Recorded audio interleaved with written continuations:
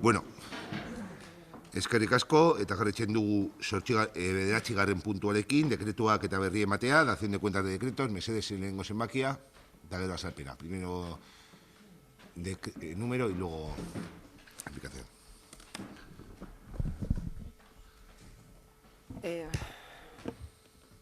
Vale. El primer decreto que tenemos es el 1101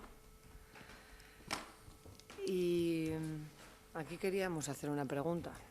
A ver, digo, ¿a qué se refiere? Espera, Baja un poquito el micro, que no te... El 1101 es el decreto. Sí. Es una desestimación que hace el arquitecto, hace un informe que desestima una petición de un vecino porque se ha caído en una zona de Ortuella y la pregunta es, a pesar de que el informe dice que siendo cierto de la existencia, bueno, se ha caído porque hay, bueno, digo, informar que siendo cierto de la existencia de los restos metálicos de una señal viaria en la acera de referencia, donde se ha caído este vecino, hay que indicar que dicha señal fue retirada de la zona con varios años de antigüedad a la fecha del accidente y que durante dicho tiempo no se han recibido denuncias por el mal estado de la acera, siendo una zona muy transitada por ciudadanos. Vale, han desestimado su petición porque se ha caído y ha tenido unas lesiones. Entonces la pregunta es, ¿esto que dice aquí de que no ha habido denuncias? Ya hay una. Y esa señal o los restos de esa señal siguen existiendo. Por lo tanto, sigue siendo un peligro para los vecinos. No entendemos lo de que se desestime Es una cuestión de un informe técnico y como cualquier informe técnico pues tendrás que preguntar al técnico correspondiente. Yo ahí no te puedo dar explicación, no es una cuestión política que haya informado yo, ni mucho menos. Entonces, con lo cual, como siempre, todo el respeto a todos los informes técnicos, sean de Secretaría de Intervención o en este caso el arquitecto del departamento que sea, y te animo a que le hagas la consulta correspondiente al técnico correspondiente, que es quien te podrá dar la explicación. Bien, pues nada, gracias por el ánimo y lo preguntaré.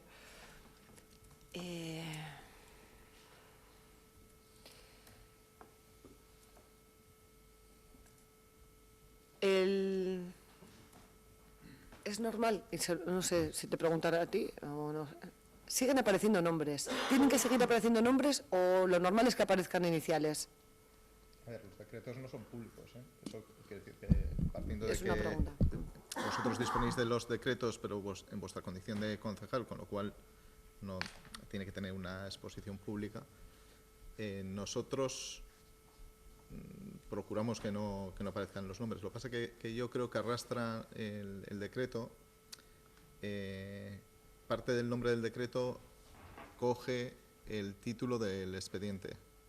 Con lo cual, si en el expediente se pone que es fulanito de tal, ese nombre se traslada al expediente y salvo que alguien cuando prepara el decreto pues tenga cuidado en quitarlo, yo a veces pues me doy cuenta y quito, pero si no sé si quitan, pues van con ese nombre que yo creo que algunas veces hemos comentado que se tenga cuidado y que no se ponga. Claro. Pero probablemente aparezca arriba en el título del expediente. Sí. Alguna vez también en el informe, ¿eh? Hace poco comentasteis de uno y efectivamente aparecía en el informe.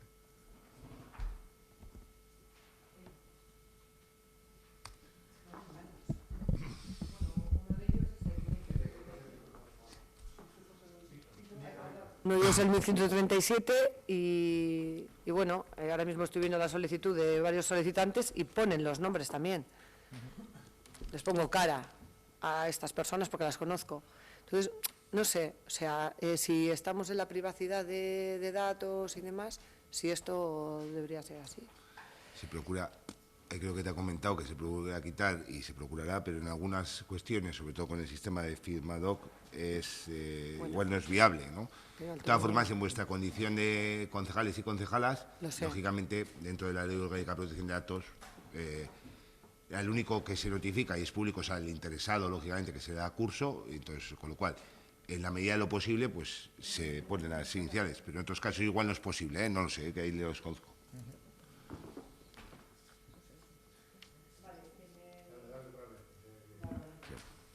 Este es el decreto 1043 y no sé,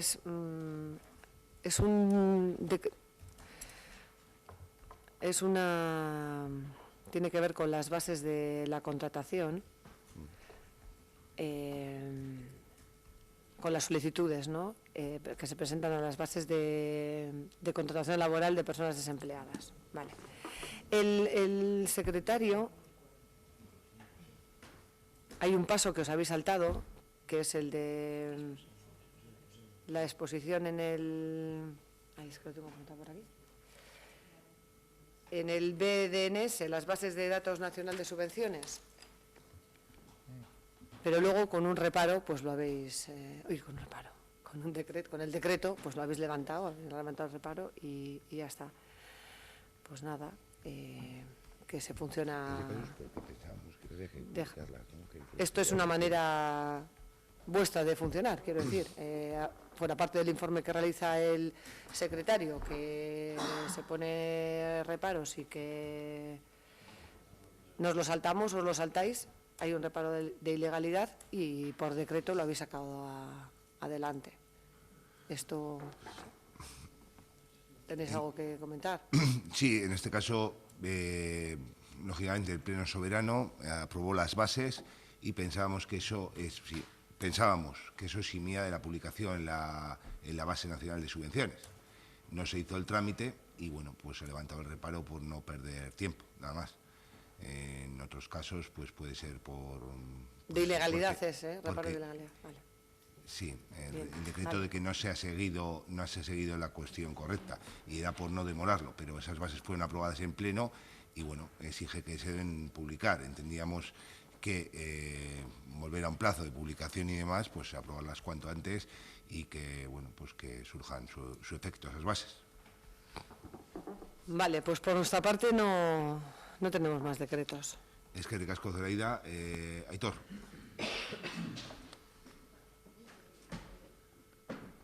Bueno, sí, vamos a ir rápido porque es verdad que en esta remesa había pocas cosas. A mí del decreto 1043 que acaba de comentar Zoraida, realmente lo que me interesaría saber es quién es el responsable. Es decir, es evidente que ha habido un error, ¿vale? Pero, ¿esto qué pasa? ¿Que nos hemos vuelto monárquicos? Entonces lo siento mucho, me he equivocado y no lo volveré a hacer más. Claro, es que al final los reparos de ilegalidad, evidentemente es potestad del alcalde levantarlos y en ocasiones puede ser hasta razonable. Pero es que nos hemos metido en una dinámica en la que parece que no importa y no pasa nada. Entonces, para mí lo importante es quién es el responsable de que se incumplan las medidas de publicación en este caso de estas subvenciones o de cualquier otra cosa que ocurre muchas veces. Y a veces es por falta de cumplir trámites que son formales, que tampoco es... porque un error puede cometer cualquiera, pero, caray, de la misma forma que la legislatura pasada publicamos un manual de trámites para que la ciudadanía de Ortuella pudiera saber cómo afrontar determinadas relaciones con el ayuntamiento, no tenéis un manual de trámites, porque es que de verdad esto es repetitivo, ¿no? No hace falta que me contestes eso. No, al final la responsabilidad es mía de todo. Ya, pero no es eso, o sea, te quiero decir que, pero es que habrá que hacer algo, porque, pues, vale, yo estoy seguro de que aunque tú eres el responsable, por supuesto, habrá alguien que ha tenido la culpa, que no se trata de que lo traigas aquí públicamente, pero es que, aunque sea internamente, es que no hacéis nada, porque habrá que buscar soluciones a este tipo de cosas. Me da igual la solución que sea, el problema que sea. A lo mejor resulta que es falta de personal, es falta de dotación, es falta de formación, no lo sé. Bueno, habrá que analizar a ver cuáles son los problemas. Quería hablar también del 1047 y 1048, que son dos decretos que están relacionados. En uno de ellos se habla de que se ha declarado desierta la licitación del transporte a las piscinas de los escolares del municipio y de las personas mayores. Y luego pues se saca otra vez un pliego para volver a sacarla. A mí me gustaría conocer un poco qué labor se hace con este tipo de cosas. Vamos a ver, en muchas ocasiones nos hemos quejado de que hay pliegos que salen a licitación y se presenta una empresa.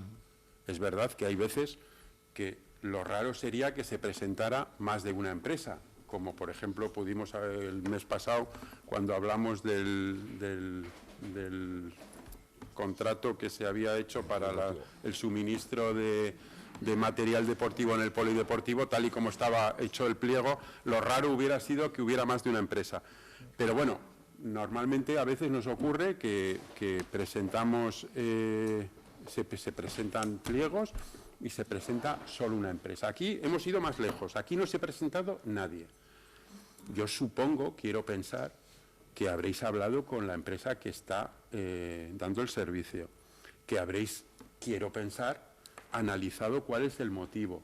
Desde fuera y con la escasa información que tenemos, porque realmente el acceso que tenemos a la información cada día es más limitado, solamente podemos, viendo los importes del pliego, a mí se me ocurre preguntar, que no lo sé y tampoco he ido haciendo esa investigación. Para el 2022, 7.740 más IVA es un precio razonable.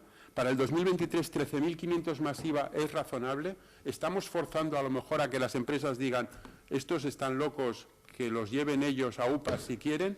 Es decir, habrá que ver cuál es el problema, habrá que analizar las cosas. Cuando hablamos muchas veces de hacer informes, de análisis, es que muchas veces son este tipo de cosas. A lo mejor la empresa, pues con subidas de costes de combustibles, con subidas de costes salariales, bueno, vamos a ponernos buenistas, vamos a imaginar que se han ido estrechando los márgenes y llega un momento en el que ni la empresa que da el servicio le resulta interesante, porque además, claro, este es un pliego en el que se dice que no procede revisión de precios. Es decir, si ahora mismo tenemos el combustible a un precio, pero se vuelve a multiplicar por 2, la empresa que coja este contrato no podrá revisar los precios. No lo sé, a lo mejor este tipo de cosas, haciendo una labor un poquito más profunda, se podría evitar. Y adecuando el pliego a una realidad, adecuando los precios. Siempre nos habéis vendido la moto de que esto de la subcontratación, y no estoy diciendo que esto sería un servicio municipalizado porque entiendo la complejidad, y tampoco me apetece que al final de pleno el alcalde me llame demagogo. Pero realmente este es un servicio que evidentemente es bastante sencillo poder calcular los costes que puede dar. Entonces, al final, con una pequeña labor, a lo mejor podríamos ajustar mucho mejor. Siempre nos habéis vendido de que al final la subcontratación beneficia porque se obtienen precios mejores. Nosotros siempre lo hemos visto desde otro punto de vista. A mí, que sea un precio mejor, me dice muy poco si el servicio va a ser peor. Yo priorizo que el servicio sea mejor frente al precio. Y evidentemente lo que tampoco tiene mucha lógica, y eso lo podemos comprobar cualquiera en nuestra vida diaria, cuando normalmente, cuando un producto es de más calidad, normalmente suele ser de más precio. Es un poco ingenuo pensar que un producto va a ser de mayor calidad con menos precio. Seguro que hay excepciones y todos las conocemos, pero normalmente no es así. Yo creo que este tipo de cosas a lo mejor le faltan un poco de trabajo, a lo mejor, no estoy acusando a nadie, pero sería bastante sencillo quizás adecuar mucho más el tema. Yo no digo que para que esto sea atractivo y vengan aquí las empresas a darse codazos porque quieren prestar el servicio en Ortuella. Evidentemente es dinero público y hay que mirarlo. Pero, hombre, que se nos quede desierto, pues no creo que sea lo más gratificante. ¿Puedo contestarte? Sí, claro. Aunque luego me dices que no te contesto a la pregunta, pero claro, después de tanto rato hablando te habías resuelto a las 3 primeras palabras, te habías resuelto la duda. Se licitó este pliego y evidentemente este pliego ya cuando se licita con un precio superior de precio unitario por viaje, porque se licita precio unitario por viaje. De hecho, creo que en el pliego anterior teníamos 48 euros por precio viaje, consideramos viaje ida y vuelta, y ya tuvimos la previsión de licitarlo con un precio superior por viaje, entendiendo la subida del gasóleo.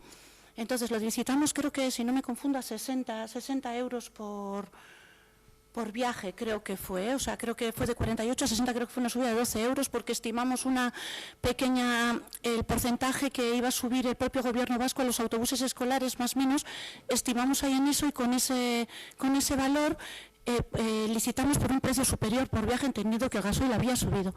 Bueno, publicamos, lleva todos los procedimientos de publicación, perfil del contratante, o sea, está el acceso de todas las empresas a las que quieran presentarse en realidad. ¿Cuál es nuestra sorpresa? Cuando llega el plazo límite, yo estoy encima, evidentemente, porque tenía interés, y no se ha presentado ninguna empresa.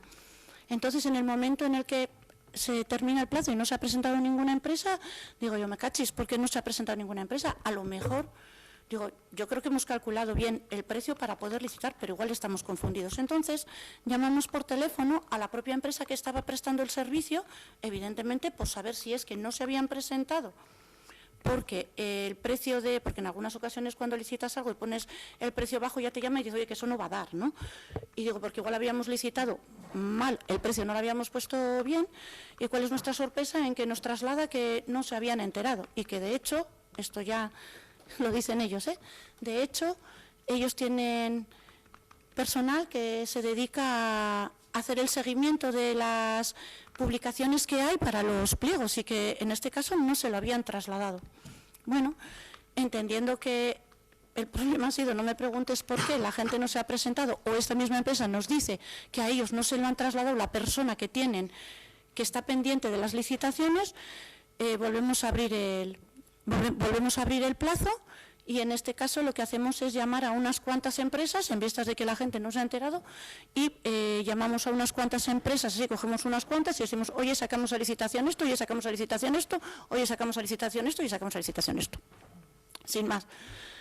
Y se presentó, aún así creo que se presentó una empresa, ¿no? Eso es.